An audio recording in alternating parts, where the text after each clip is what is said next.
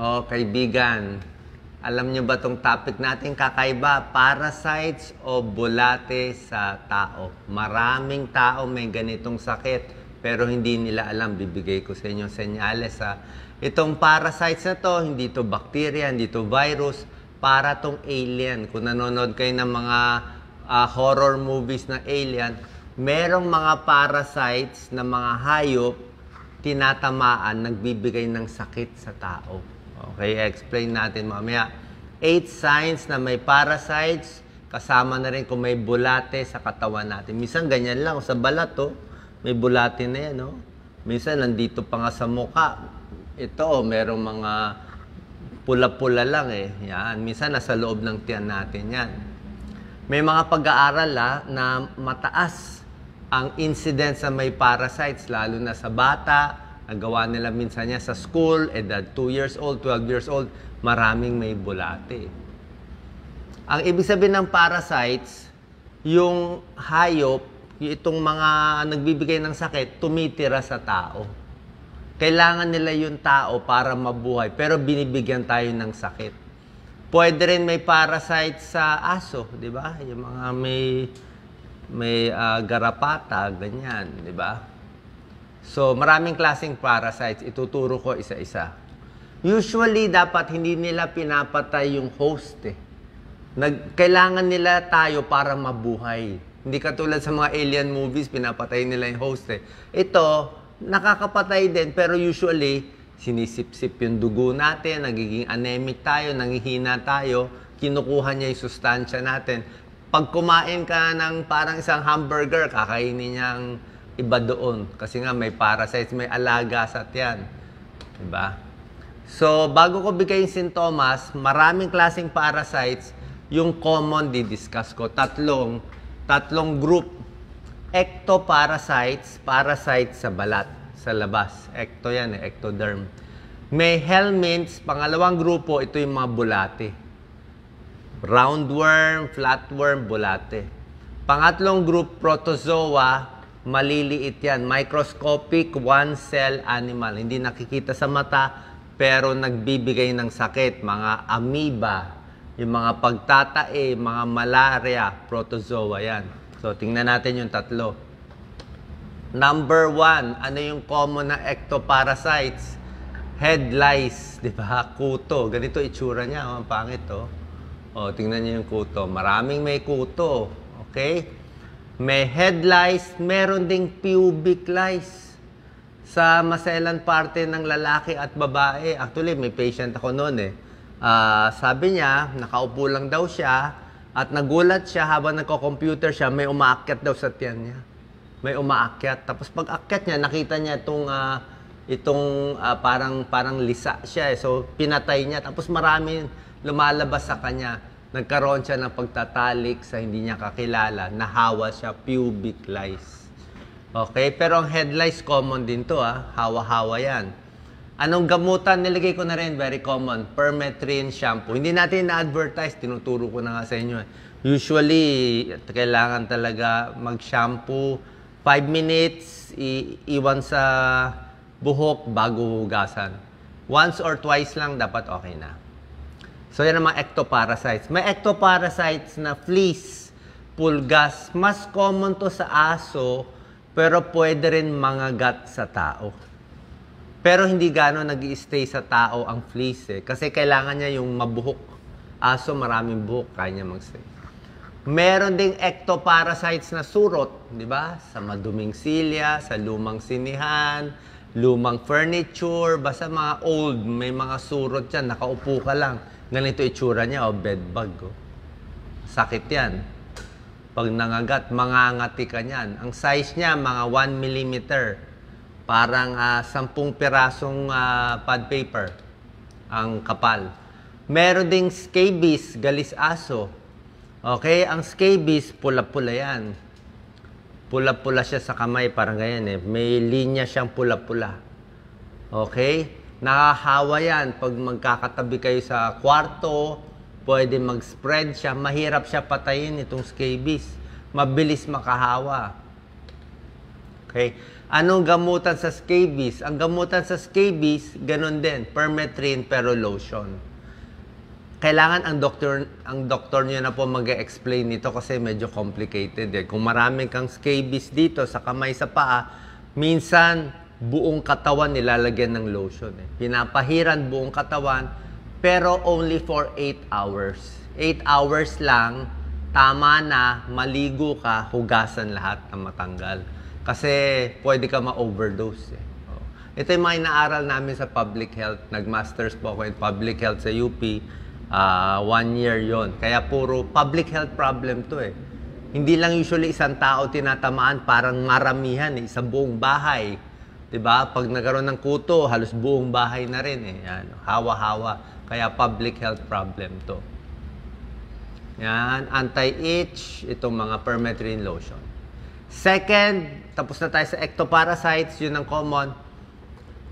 Next, bulate, helminths. Okay, maraming klaseng bulate. Ang isa pinaka-common, itong ascaris, roundworm. Okay, itong roundworm, very common to. Lalo na sa mga bata, kahit sa matatanda, pag dumi nyo, may nakita kayong maputi na para siyang spaghetti na makapal, ascaris yun.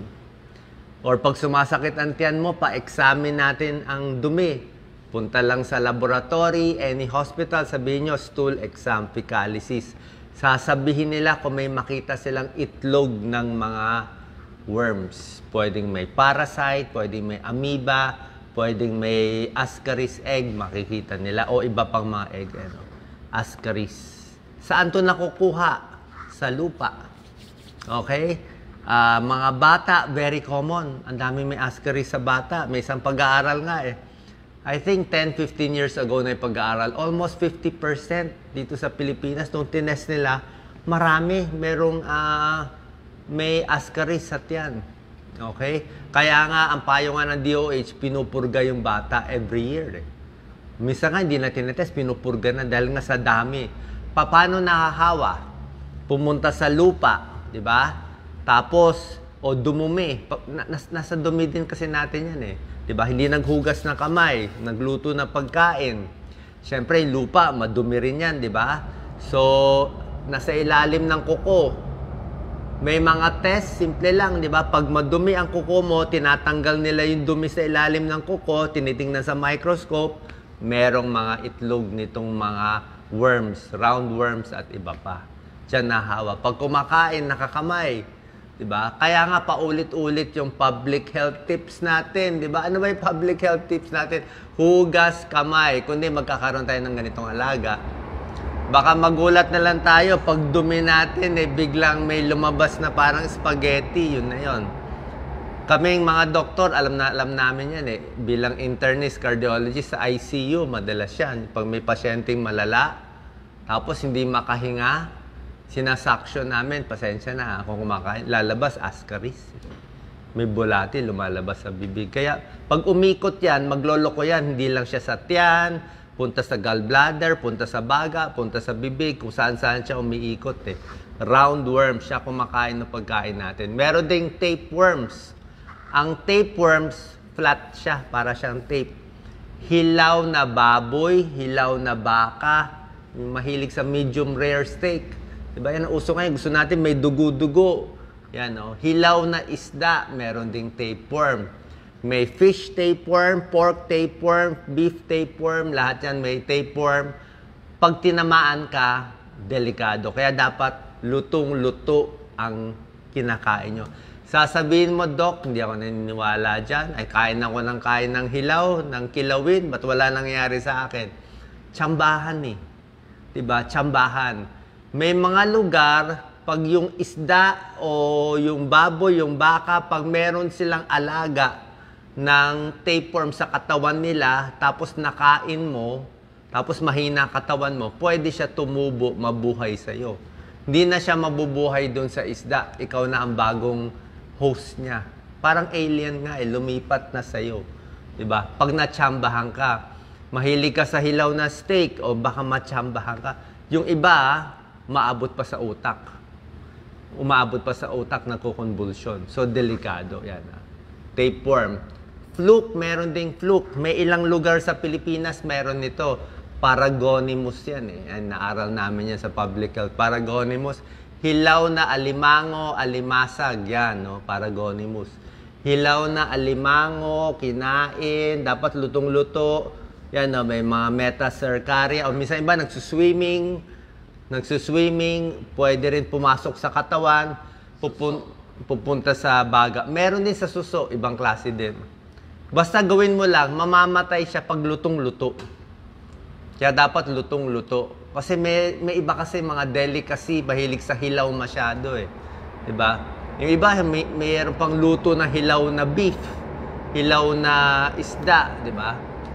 Sasabihin nyo, bakit sa Japan pwede? Siguro malinis yung mga isda nila sa Japan. Pero may kilala akong isang pasyente, Pilipino, galing Japan. Ano rin siya, nagkaroon siya ng isang sakit sa pagkain ng hilaw. Na-admit to sa hospital na pinupuntahan ko eh. Nagkaroon siya ng brain problem. So, tsambahan talaga. Rare pero tsambahan. So, types of parasite. Pero ito hindi to rare. Roundworm, ascaris, sobra dami to sa atin. Lalo na sa bata. Tapeworm, ganyan na itsura niya. Humahaba siya, minsan 1 meter, meron pa nga mga 2 meters yan. Itong roundworm, mga half feet lang yan eh. Okay? Flukes, yan, maliit lang yan. Ano, saan nakukuha ang tapeworm? Tulad na sinabi ko, hilaw na karne, ano, raw meat to. Ano, ganito, sumasakit ang tiyan niya, pinagpapawisan siya. Ano. Diagnosis, examine lang ang dumi, hanapin yung itlog. Yung itlog nito, kasi nangingitlog yan eh. So, dumadami siya, bawat dumi mo, tapos hindi ka naghuhugas ng kamay, ayaw natin maghugas ng kamay eh. Kaya pagkain natin, nakakahawa tayo sa ibang tao. Kaya nga, ito talaga public health problem ng Pilipinas eh. Food handlers. Kaya yung mga fast food, kita mo, very strict sila sa tingin ko eh. Lahat may testing eh, may x-ray. Check mo na kung may problema sa baga, may infection. Check ang stool exam, meron bang mga parasite. Kasi pag nagpre-prepare sila, galing sila sa CR, nagprepare, mahahawa yung mga tao. So, paano natin ma-check sa Pilipinas lahat ng karinderya? Lahat na nagtitinda, di ba? So, kailangan may taga-check. May sanitary inspector dapat na libre para at least safe yung mga kumakain. Kung hindi, baka magtae tayo bigla, di ba? I'm sure naka-experience na kayo. Nagtae, malamang may isang tumama sa atin. Pero pag ganitong mga bulate, hindi ito natatanggal. Mananatili siya sa'yo. Magbabawas siya ng dugo mo. May mga hookworms, malakas kumuha ng dugo Ilang cc ang tinatanggal niya, kaya nagiging anemic yung tao. Number 3 group, protozoa, 1 cell lang yan. Maliliit yan, di yan nakikita. Microscope lang yan. Natamaan ako ng protozoa eh. Amoebiasis is a protozoa. Saan nakuha? Maduming pagkain din. Baka yung nag-prepare. Kumain ako sa isang fast food noon eh. May lugaw eh. In order ko lugaw. Fish lugaw. Kaya lang, parang hindi mainit eh. Tapos mga 2 days, 3 days, nagka-amoeba ako eh. Amoeba symptoms, pag dumi mo, parang may dugo-dugo na may sipon-sipon. Tapos parang iba talaga. Dumi ka ng dumi na pa konti-konti, parang nilalagnat ka, masama pakiramdam mo. Amoebiasis. Minsan lumilipat pa sa atay yan, delikado. Meron ding ibang food poisoning, dysentery. Maraming klase, protozoa din yan. Amoebiasis, diarrhea, high fever. Meron ako nito lahat. Matagal na. Meron kasi kaming mga outreach nun eh. Oo. Siyempre, outreach kung saan-saan tayo. Pero sa fast food ako kumain yun. Other dysentery, protozoa yan, nagtatayo. May blood, may mucus sa dumi. Kaya pag ang dumi nyo, parang may dugo, tapos parang may laman-laman, yung bituka na sisira, may laman-laman na lumalabas, nakikita nyo. Na hindi na siya parang dumi, ibang usapan na yan. Common is malaria. May mga lugar sa Pilipinas, may malaria pa. Pag tinamaan ka, 3 days, every 3 days, tataas yung lagnat, may gamot tayo sa malaria. Pero delikado ang malaria. Ano, signs na may parasite sa katawan? Depende sa parasites, pero kung pinag-uusapan natin mainly yung helminths, mga bulate, diarrhea, number 1. Number 2, colicky pain. Yung hilab ng tiyan, parang may umiikot ng bulate, masakit. Kaya nga, number 7, hindi makatulog eh. Kasi nga may bulate. Yung mga ibang bata, laging kamot ng puwet. Nangangati ang puwet. Sa madaling araw, minsan lumalabas yung bulate. Okay? Namamayat, pero kain ng kain. Bakit namamayat? May alien nga sa tiyan eh. May alagang, may ibang kumakain eh. 'Di ba? So, ang tumataba lang yung bulate. Number 4, anemic. Kinukuha ang dugo nung bata. Kahit sa matanda, pwede rin mangyari. Muscle aches, masakit ng muscle, depende. Fever, chills, yan. Skin rash, yan, pwede rin, kung ectoparasites. Minsan, yung mga magsasaka, meron din eh. Kasi, prone din sila. Paano? Nasa lupa. Siyempre, lahat ng dumi ng hayop, dumi ng tao, fertilizer, di ba? Minsan, hindi nakakahugas ng kamay, pwede sila tamaan itong mga parasites. Ito yung mga symptoms, tulad na sinabi ko, weight loss, nausea, vomiting, at pag naglabas ng bulate. Pag nakita mo, kaya next time tignan natin ang dumi natin na walang dugo, walang bulate na lumabas. So mag-comment po kayo kung pag dumi nyo may lumabas na parang spaghetti maputi. Anong mga pagkain ang pwede magdala nito? Any, dirty water, hindi malinis na tubig. Hilaw, hilaw na isda, hilaw na baboy, baka. Prutas na hindi nuhugasan. Siyempre, kung yung food handler nga po, hindi naghugas ng kamay. Gulay na hindi hinuhugasan, unpasteurized milk, pwede rin. Nasa dumi ng tao, hindi naghuhugas ng kamay, hindi naliligo, ayan, mahina immune system, mas tatamaan. Paano malalaman? Basically, stool exam. Pwede yan. Okay? Yung iba, pag nakita na, pwedeng colonoscopy, sinisilip ang bituka, or enteroscopy, sinisilip mismo. Hinahanap mismo yung bulate. Okay? May mga blood test din. Ito, mga CT scan, MRI kung malala na, kung may komplikasyon na. Paano ginagamot? Depende sa parasite. Pag malaria, anti-malaria. Pag bulate, merong pampurga. Mga 1 day or 3 days iniinom. Merong antibiotics para sa amoeba, mga metronidazole, nakainom ako dati.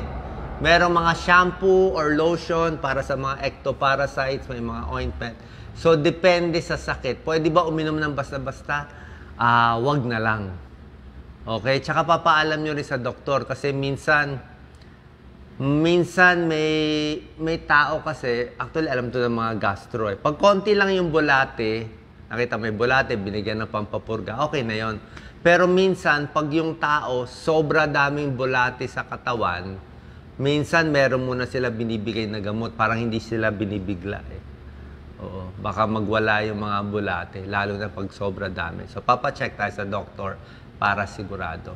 So, prevention tips, hugas ng kamay, antibacterial soap, pati ilalim ng daliri, maligo araw-araw, hot water kung mas maganda, lukewarm water, linisin lahat, singit, private part, daliri, ilalim ng kuko, belly button, pusod, sa likod ng tenga.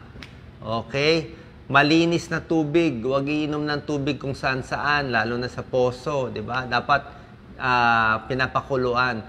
Lahat ng karne, lutong-luto, walang hilaw, lalo na yung loob, dapat luto yung loob, walang dugo.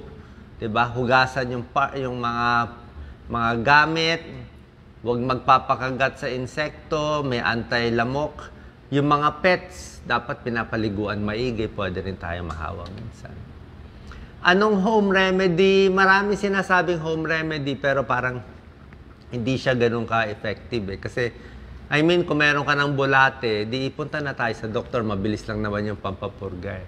Pero isang mabisa at medyo malakas na home remedy, pwede sigurong prevention, pero wag kayo aasa dito lang. Yung favorite nating bawang, malakas ang bawang, pati onions, garlic. Maraming pag-aaral yan, hundreds and hundreds, na yung bawang tinest nila nakakapatay ng maraming parasites. Yan, maraming parasites. Nakaka-prevent, medyo napipigilan niya yung mga bulate, pati yung mga eggs. So, pagkakain tayo ng maraming bawang, mas healthy po yun. Marami pa yung benefits, ba, para sa high blood, pampababa ng cholesterol. Kaya lang, baka sumakit ang tiyan nyo pag masobrahan. Panoorin nyo lang yung video ko on garlic and hilaw na garlic, kung pwede or hindi. Anyway, sana po nakatulong to. Awareness. Kung duda kayo na baka meron kayong parasites, magpa-stool exam. Pag bata, lagi sumasakit ang tiyan, ipa-stool exam. Ipa-check natin. Tapos itong mga hygiene measures, ligo, linis, putol ng kuko, ingat po palagi. God bless.